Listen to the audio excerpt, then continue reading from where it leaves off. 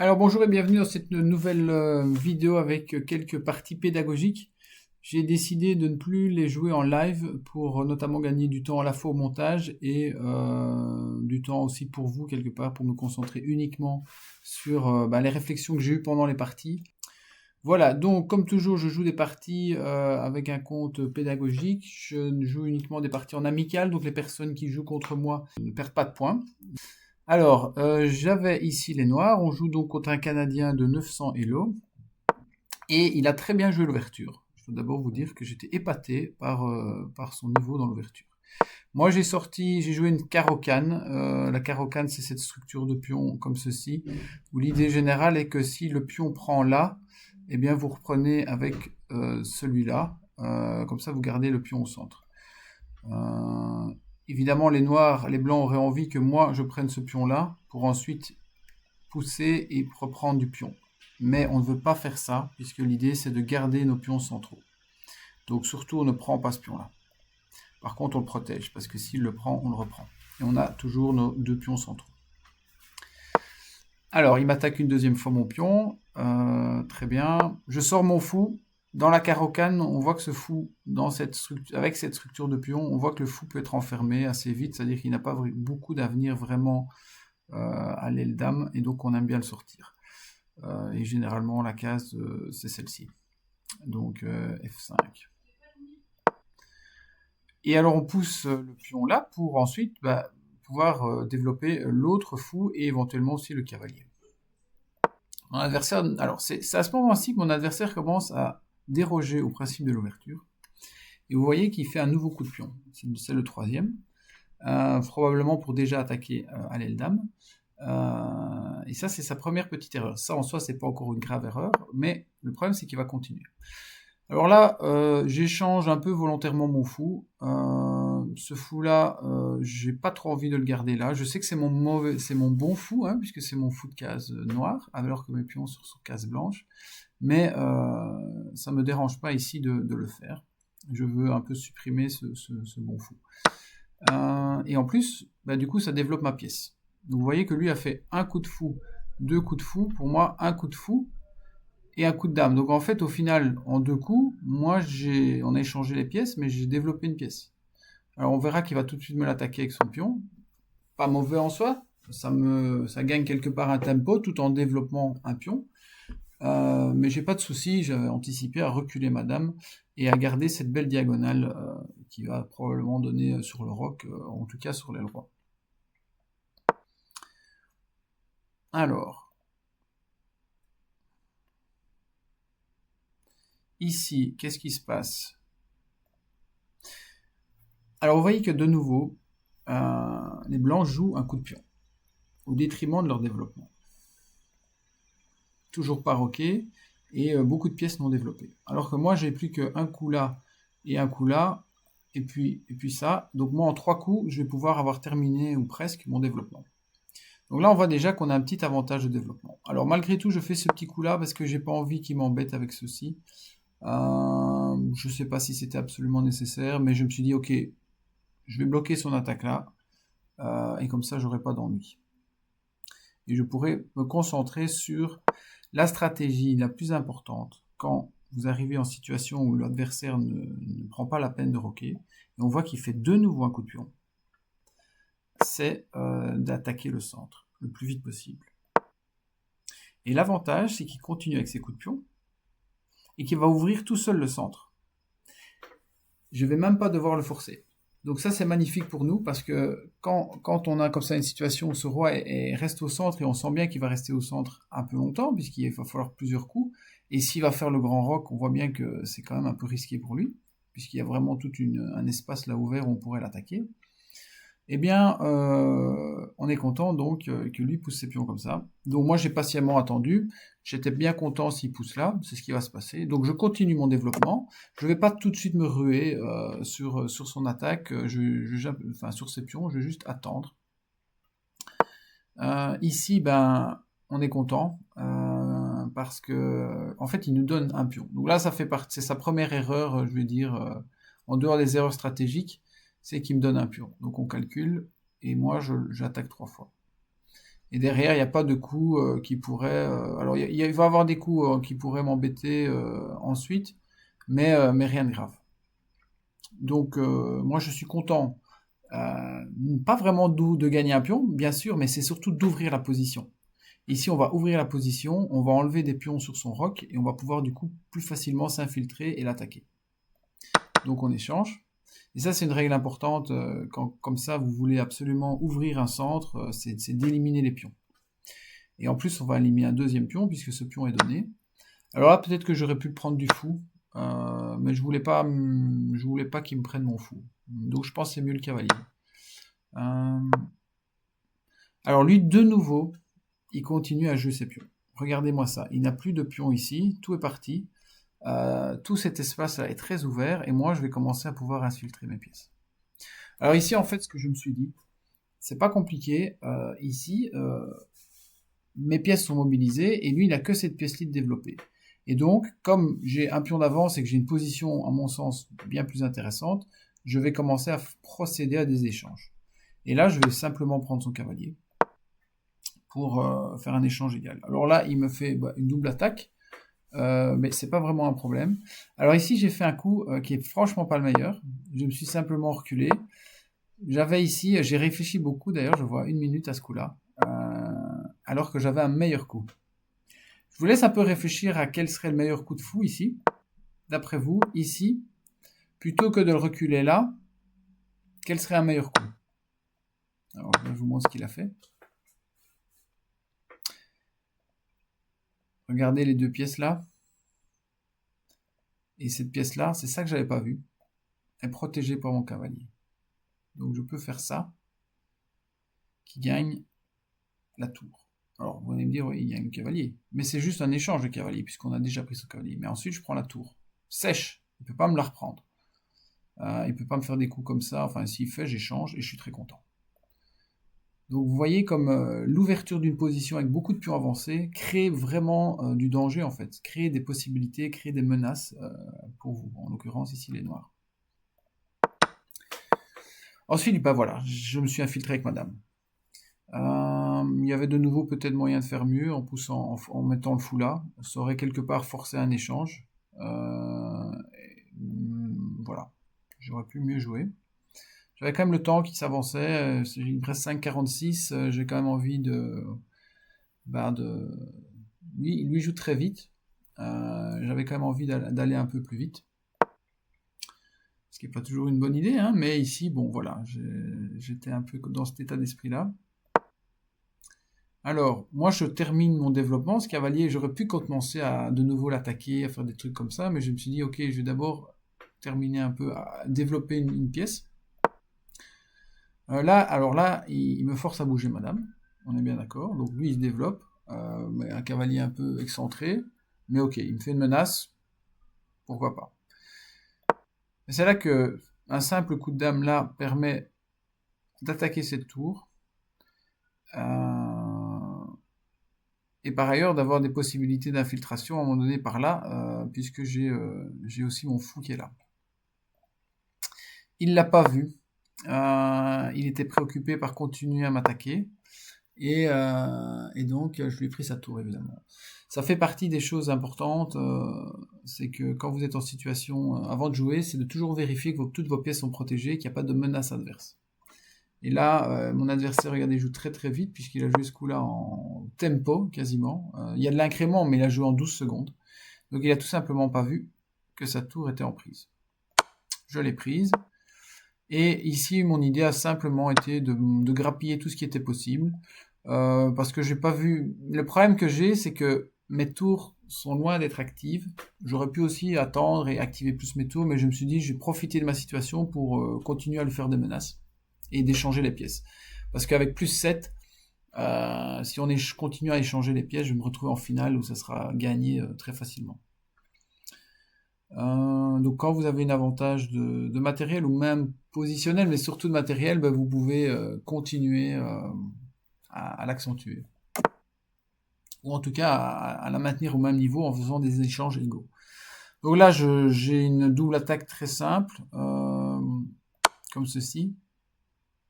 C'est ça, c'est là que quand toutes les lignes s'ouvrent avec cette position très ouverte, vous avez 1000 possibilités avec votre dame, hein. Là, je suis content, je pense, d'échanger. Ah non, je préfère d'abord prendre un pion. J'ai peut-être été un peu gourmand. L'échange de dames est très bon aussi, à partir du moment où j'ai autant d'avance. Ok, bon, lui, il se développe tout en m'attaquant, très bien. Là, on voit qu'il veut m'attaquer là, mais en même temps, c'est tout à fait protégé, donc c'est une fausse menace en réalité. Mais j'en profite pour lui faire, pour simplement lui chasser son cavalier. Parce que bon, quand même, ce cavalier, on l'aime pas trop. On préfère qu'il s'en aille. Et là, il ne voit pas la menace, il est toujours en train d'essayer de m'attaquer, mais il ne voit pas que cette pièce-là n'est plus protégée enfin, est protégée qu'une fois, alors que moi, j'attaque deux fois. Donc de nouveau, manque de vigilance. Vous voyez aussi l'inconvénient de jouer très très vite. Il a joué 24 coups Enfin là, il a 7,53, donc il a utilisé seulement quelques minutes. Et il ne réfléchit tout simplement pas assez à ses coups. Ici, en plus, il échange les dames, ce qui est une erreur. Quand vous êtes en retard de matériel, il faut surtout pas échanger les pièces. Il faut garder votre dame qui vous donne encore des petites chances de revenir si votre opposant fait des erreurs. Donc là, moi, je suis très content de ça, évidemment. Et là, regardez, on est à plus 11. Il va d'ailleurs abandonner parce qu'il n'a plus rien. Il n'a plus de jeu, en fait. Tout simplement parce qu'il n'a plus de pièces. Donc moi, je continue à échanger pour limiter encore ses possibilités. Et après cet échange-ci, il a décidé d'abandonner. Voilà, donc j'ai trouvé que c'était une partie intéressante à vous montrer pour voir toute les conséquences quand vous ne respectez pas les principes de l'ouverture. Et en l'occurrence, ici, son erreur était de beaucoup jouer ses pions sans développer ses pièces. Ici, on a vu comment j'avais gagné un petit tempo. De nouveau, regardez tous ces coups de pion. Combien de coups de pion il a fait? 1, 2, 3, 4, 5, 6, 7, 8 coups de pion, probablement en 11 coups. On est au 11e coup. Et sans avoir protégé son vent. Voilà, voilà. On va tout de suite en faire une autre. Dernière partie contre un 819, qui est un joueur américain. Alors, nous avons de nouveau les blancs. C'est parti. E4, 5 et D6. Enfin, cavalier F3, D6. Là, j'ai opté pour directement attaquer le centre. Pour directement faire une menace de prise. Parce que s'il reprend du pion, seule option, j'échange les dames et je le déroque. Tactique basique en début de partie, auquel vous devez toujours réfléchir. Et s'il me prend, je suis heureux de reprendre de cette manière-là. Voilà. Alors lui, il fait l'erreur de pousser son cavalier, de sortir son cavalier. La tactique fonctionne toujours, puisque si je prends et qu'il reprend, je prends la dame. Soit il prend du roi pour continuer à protéger son pion, mais il serait déroqué. Et s'il reprend du cavalier, moi, je gagne le pion derrière. Voilà. Par contre, j'ai choisi d'autres choses. Donc je pense que là, j'aurais pu prendre ce pion, ça aurait peut-être été meilleur, j'aurais tout de suite assez bien ouvert le centre, mais j'ai préféré pousser le pion. Parce que là, j'étais content de gagner de l'espace, heu, ici côté Eldam, et en même temps forcer, les noirs pardon, à bouger une deuxième fois leur pièce, une pièce dans l'ouverture, et on sait que ça va permettre, de nous d'avoir un petit avantage de développement, et du coup je me suis dit que c'était mieux. Ensuite, j'ai fait un coup que généralement, on ne fait pas trop, on essaye d'éviter dans l'ouverture, c'est-à-dire, un nouveau coup de pion, alors que j'ai toujours pas développé, mes fous et mes cavaliers. Mais là, j'ai trouvé que c'était important parce que je sentais bien qu'il allait possiblement m'attaquer là et que j'avais envie de reprendre de ce pion-là plutôt que de ce pion-là. Heu, Ce qui m'aurait permis de garder un centre, voilà, plus fort. J'en profite pour protéger une deuxième fois, ce pion-là, enfin une troisième fois, et en même temps, développer, une pièce mineure. Il prépare un fianchetto. C'est vrai qu'il n'a pas beaucoup d'options, hein, pour sortir son fou, il peut pas le sortir là. Vous avez vu que le fait d'avoir poussé ce pion-là, il a un peu été, forcé d'aller là-bas et du coup, bah, ça empêche, son fou de passer par là, donc il doit passer par là. Avec la contrainte et la difficulté du moins que, ce pion va gêner constamment son fou en étant là-bas. On aime bien avoir un fianchetto quand, son fianchetto bute contre un pion adverse et pas contre son propre pion qui, quelque part, bloque l'action du fou. Là, il ne respecte de nouveau, pas trop, les principes de l'ouverture puisqu'il sort sa dame, avant de sortir ses fous et ses cavaliers. Il veut un peu attaquer trop vite, surtout qu'il y a aucune attaque, ici, sur, côté à l'aile dame. Moi, je roque, il prend, je suis heureux de reprendre. J'aurais pu reprendre du pion. Je me suis dit que ce cavalier était très bien là et que s'il me le reprenait, j'étais, très bien avec ces structures de pion au milieu. OK, donc là, il m'attaque mon pion, je dois le protéger. Il va possiblement venir par là, c'est pour la raison pour laquelle, à un moment donné, je vais pousser H3. J'avais déjà un peu préparé mes flèches et c'est ça que je veux pas, hein. Je veux pas qu'il vienne là et qu'il m'empêche quelque part, de bouger mon cavalier. Donc c'est un coup prophylactique qui, prépare, qui empêche, à l'avance ce coup de fou. Il roque, très bien, moi je vais bloquer, je vais, pardon, clouer son cavalier, puisque le fou derrière n'est pas protégé. Alors il le protège avec la tour, donc je dois faire autre chose et c'est à ce moment-là que je décide de commencer à aller, à être actif sur l'aile dame et d'aller pousser, mes pions de ce côté-là.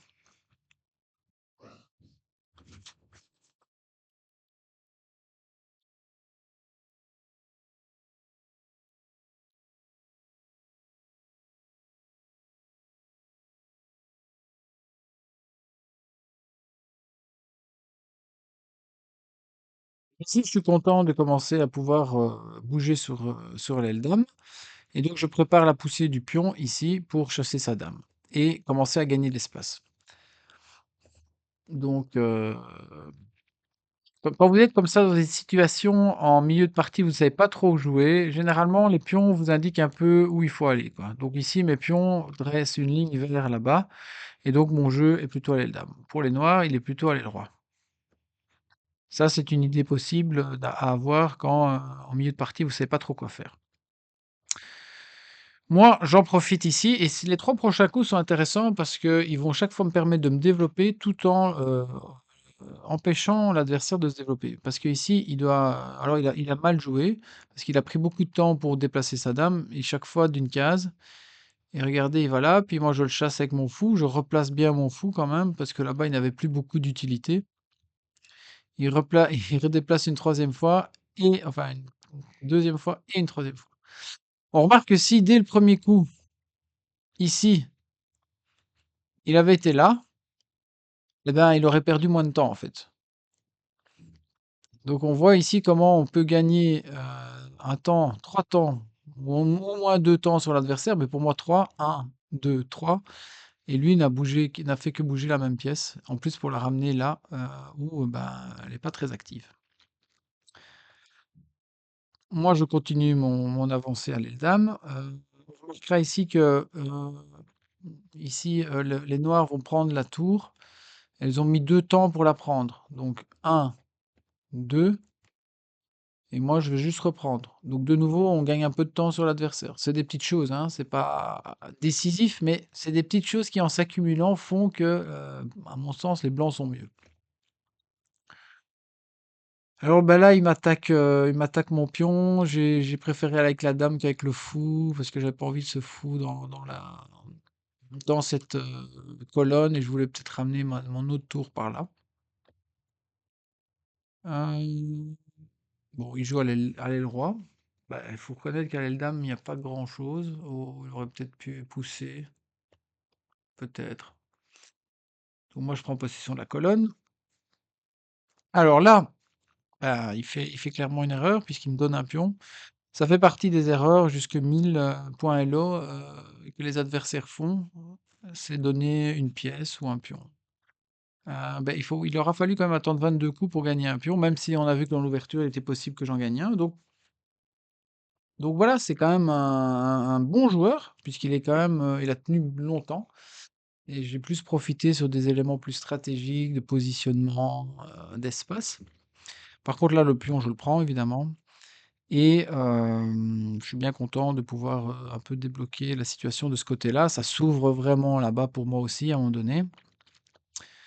Là, il va mettre sa tour. Là, je me dis que je vais profiter des échanges ici. J'ai un pion d'avant, je pense que j'ai une bonne position. Par contre, il faut un peu ouvrir la position. Euh, donc, j'échange pour un peu simplifier le jeu.